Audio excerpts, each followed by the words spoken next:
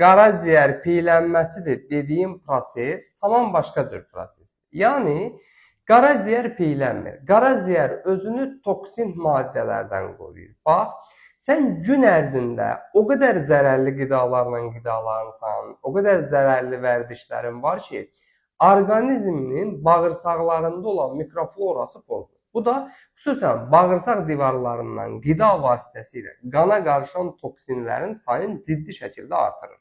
Nəticədə hamısı gedir qaraciyərdə yığılır.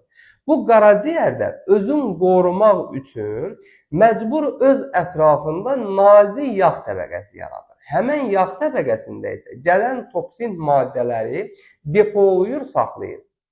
Bu proses qaraciyərin ətrafı tam yağlanana qədər davam edir. Ondan sonra qaraciyər məcbur bu toksinləri bədənin qarnın alt hissəsində, hansı ki sizin heç ərimir dediyiniz hissədə məcbur depolamağa başlayır. Əslində qaraciyər özün sağalda bilən çox böyük bir orqandır. Bilirsiniz necə? Ekrandakı ürəyi zəhmət olmasa qızardın, ətrafı izah edin. Yəni siz günlük qidalanmanıza fikir versəz, zərərli vərdişlərinizi azaldıb, metabolizmanızı sürətləndirə bilsəz, qaraciyəriniz qısa zamanda qaraciyər piylənməsidir deyilən şeydən tamamilə azad ola bilər. Yəni bunu özü edə biləcək gücə malikdir.